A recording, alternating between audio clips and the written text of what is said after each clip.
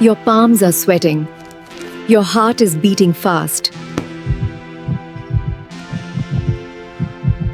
You sit down, and then they ask the question. So tell me about yourself. Your mind goes blank. Do you talk about your childhood? Your hobbies? You start rambling, and you lose the job in 2 minutes. Stop. You've the secret formula.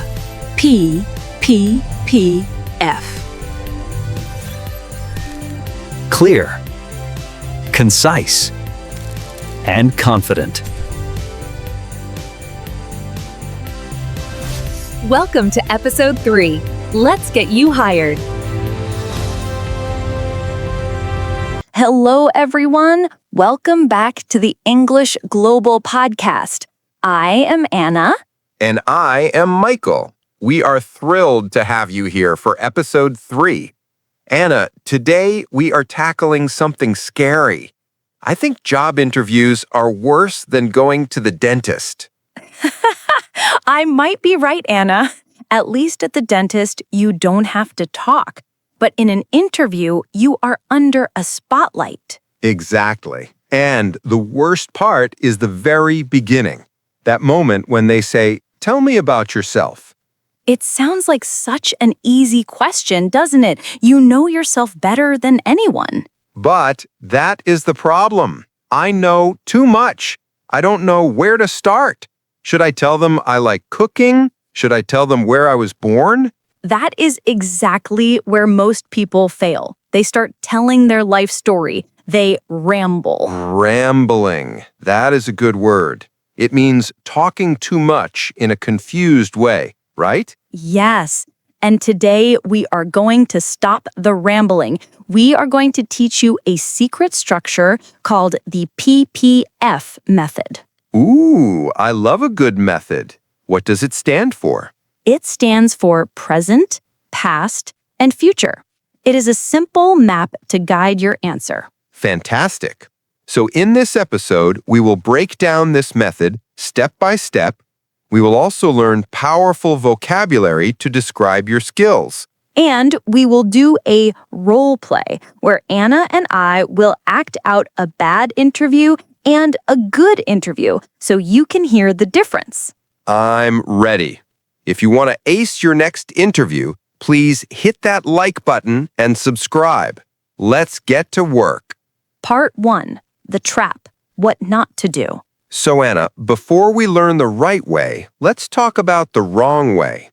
Why is "tell me about yourself" such a trap? I think it is because the question is too open. It feels like they're asking for your biography. Exactly. But here's the secret. The interviewer does not want to know your biography. They don't care where you went to elementary school. That sounds harsh, Michael.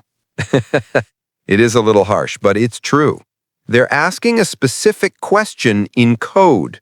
What they really mean is, tell me why you're the best person for this job. Ah, I see. So everything I say must be relevant to the job? Precisely. If you're applying to be a software engineer, don't tell them you're good at baking cookies. Unless it's a cookie software company. Fair point. But generally, no. The biggest mistake is lack of focus. You start talking and you don't know how to stop. And that makes you look nervous and unorganized. Correct. And here's our reassurance loop for today. It's normal to be nervous. Everyone gets nervous. Even CDOs get nervous. That is good to know. So if you have a structure, you'll be less nervous because you have a plan. Exactly. A structure saves you from the panic. So let's look at that structure, the P.P.F method. Part 2, the solution, the P.P.F method. Okay, Anna, break it down for us. What is the first P? The first P is present. You start with who you are right now. So, my current job title? Yes, your current role and one big achievement. For example, currently, I'm a marketing manager with 5 years of experience in digital content. That's short and strong. What is the second P? The second P is past. This is where you talk about your previous experience. Do I list every job I've ever had?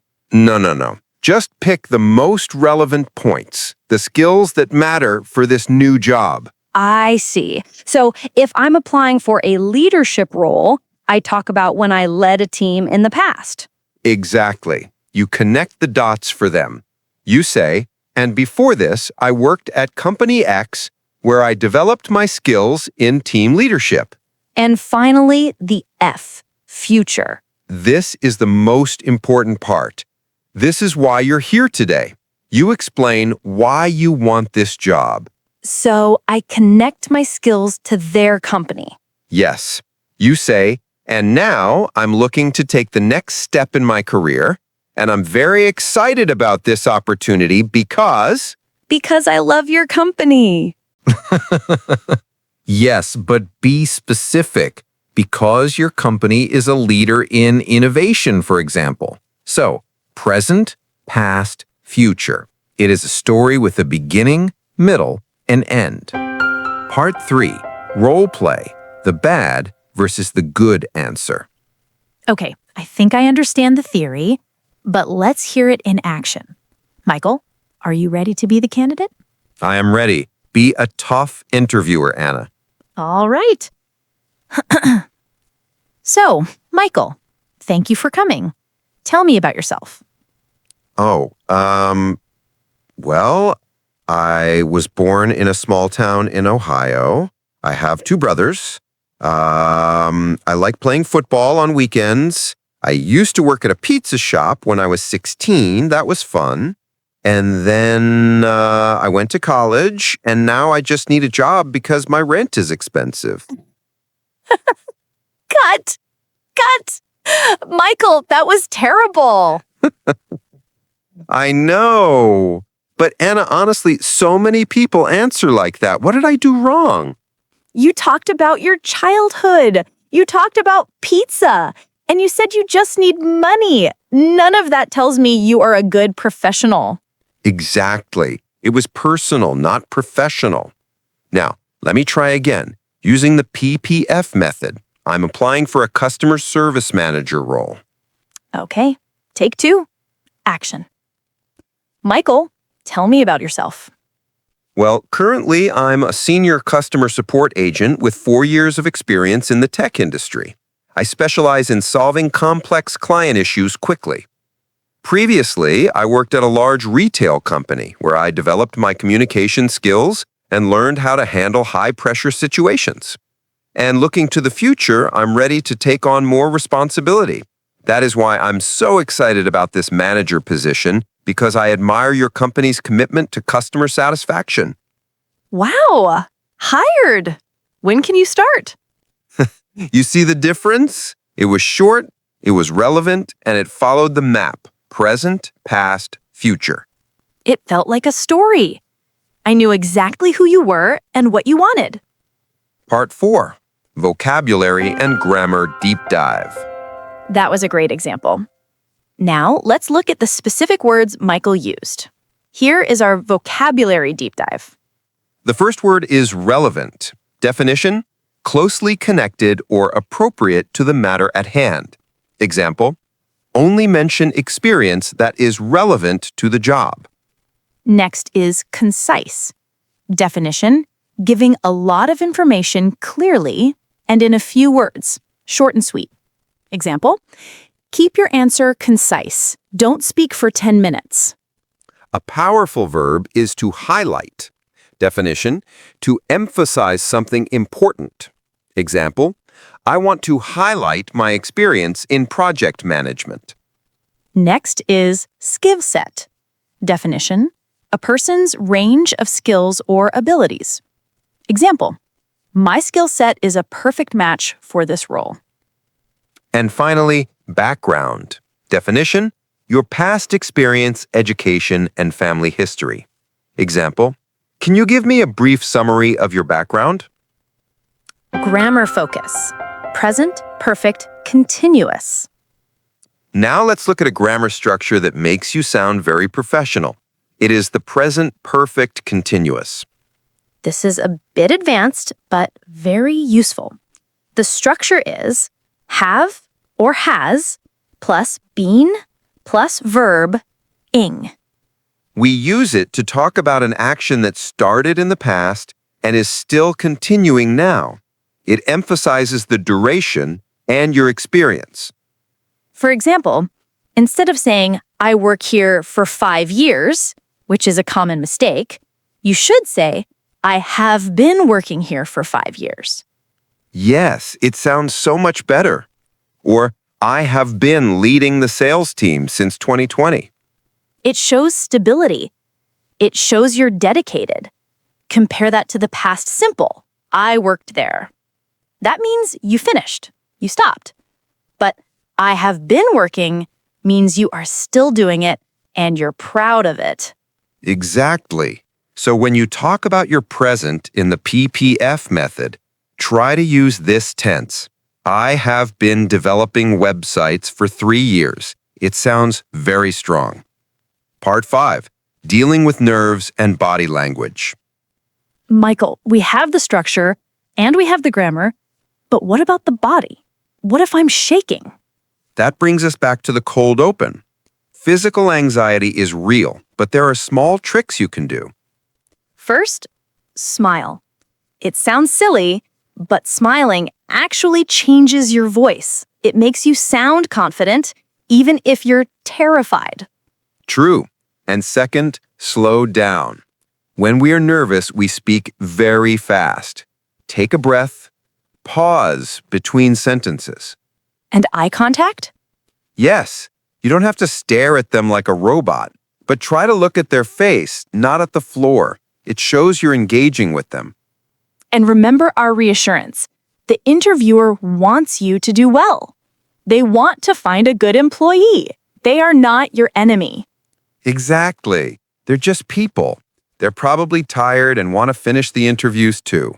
So be the candidate who makes their life easy. Be clear, be concise. Conclusion. We have covered a lot of ground today. We learned that tell me about yourself is not an invitation to tell your life story. No biographies. We learned the P.P.F method, present, past, and future. It is your roadmap to a perfect answer. We listened to a bad example, Michael's pizza story, and a good professional example. And we learned to use the present perfect continuous, I have been working, to sound experienced and steady. Now it's time for your 15-minute action plan. I want you to take a piece of paper, write down P, P, and F. Present, 1 sentence about your current role. Past, 1 sentence about your relevant experience. Future, 1 sentence about why you want this new job. Write it down. Read it out loud. Time yourself. It should be under 2 minutes. Practice it in front of a mirror. Do it until it feels natural. And before you go, we have a question for you. We want to know about your dream job. Where's the one job you would love to have in the future? Tell us in the comments. Use the sentence, in the future, I would like to be. We can't wait to read about your dreams. Thank you for joining us for episode 3. You've got this. Good luck with your interviews, and see you next time on the English Global Podcast.